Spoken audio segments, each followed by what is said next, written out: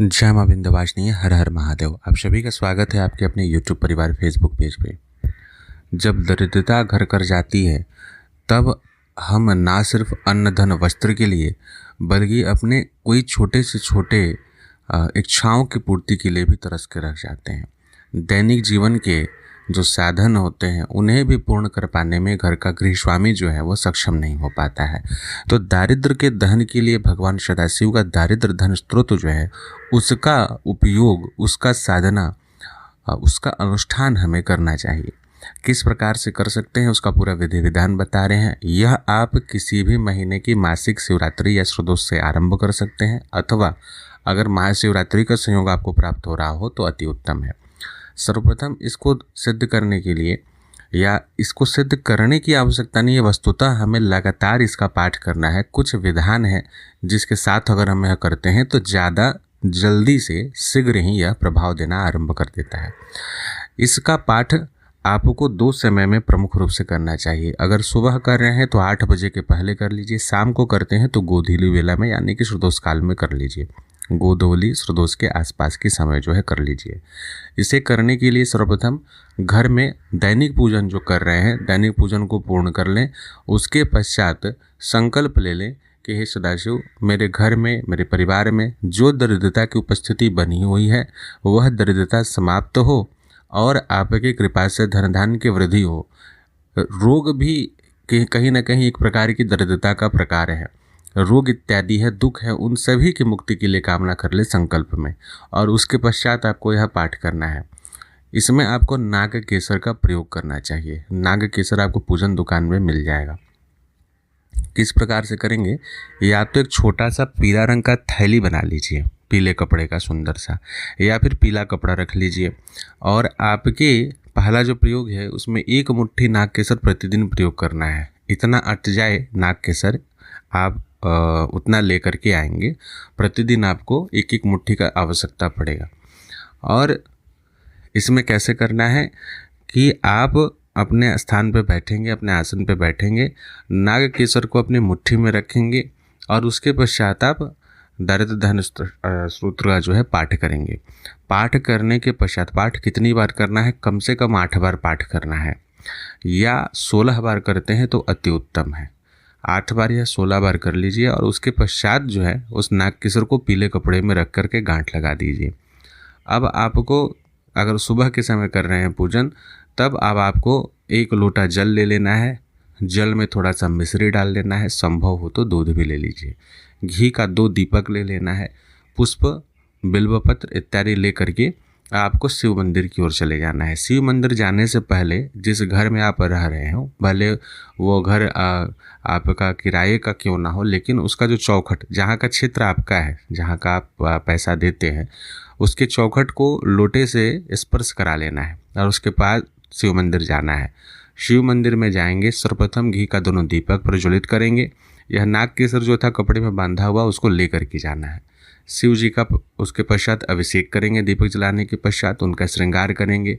गणपति जी का जरूर पूजन करें। गणपति, गौरी, नंदी, स्कंद जी सभी के ऊपर जल का धार दें। सभी को, गणपति जी को दुर्वा, बाकी लोग को बिल्वपत्र और पुष्प इत्यादि चढ़ाए। जो सामर्थ्य हो, जो आपके पास उपलब्ध हो। शमी जी का पत्र मिल जाए तो वह भी शिवलिंग के ऊपर अवश्य अर्पित करें। उसके पश्चात अब नाग केसर की गठरी जो है, पोटली जो है, उसे खोलेंगे और अपनी कामना को पुनः बोल करके वह नाग केसर कपड़े से खोल करके पूरा शिवलिंग के ऊपर चढ़ा देंगे।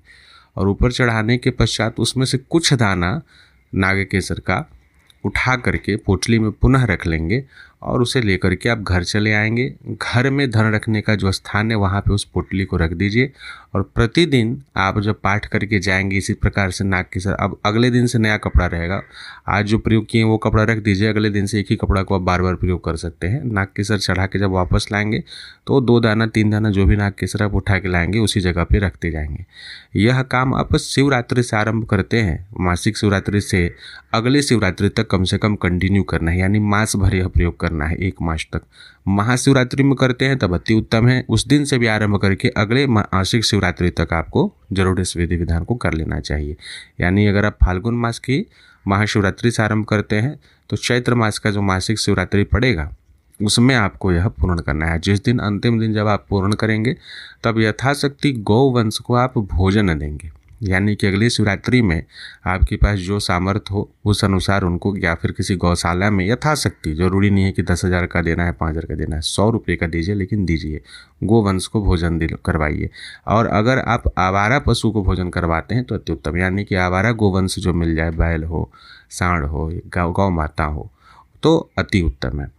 दूसरा प्रयोग जो है इसमें विशेष करके तब प्रयोग करना चाहिए जब रोग बहुत ज़्यादा अधिक हो, रोग बिल्कुल पीछा ही नहीं छोड़ रहा हो, तब यहाँ पर आपको बेल वृक्ष का जो गुदा होता है उसका प्रयोग किया। सूखा हुआ बेल गोंद उसे बोलते हैं, बिल्वगिरी बोलते हैं जिसे, वह मिलता है पूजन दुकान पे, जहाँ पूजन का सामान मिलता है वहाँ वो मिलता है, वो आपको लेकर के आना है।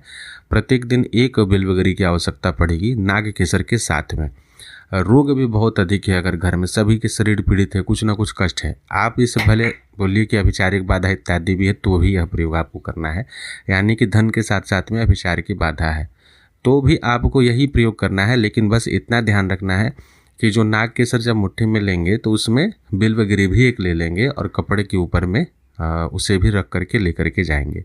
लेकिन बिल्वगिरी को वापस नहीं लाना है, शिवलिंग के ऊपर चढ़ाने के पश्चात उसे छोड़ देना है और रोग से मुक्त करने की कामना भी करनी है।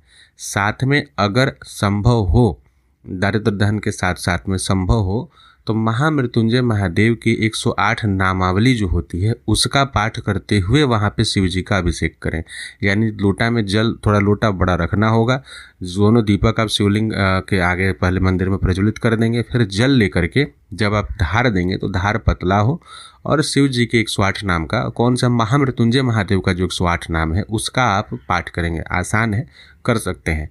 या फिर शिव जी के ऊपर जो जलहरी टंगा हुआ होता है उसमें जो छिद्र होता है उस लोटे में जो है आप जल डाल दीजिए, भर दीजिए बाल्टी से, मंदिर का ही जल, और उसमें अपना घर का ले गया हुआ जल भी डाल दीजिए और उसके पश्चात आप पाठ करिए। यह भी करेंगे तो बहुत जल्दी भगवान शिव आपकी सुनेंगे।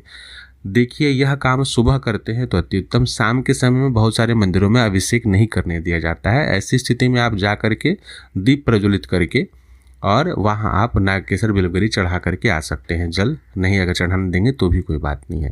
तो सुविधा अनुसार यह प्रयोग मास भर करें, निवेदन करें महादेव से, शीघ्र ही वह सुनेंगे और कामना पूर्ति करेंगे। धन प्राप्ति का मार्ग प्रशस्त होगा। आप जरूर दरिद्रता से आपकी और आपके परिवार की मुक्ति हो जाएगी। आशा करते हैं भगवान शिव हम सभी का कल्याण करेंगे। जय मां विंध्यवासिनी। हर हर महादेव।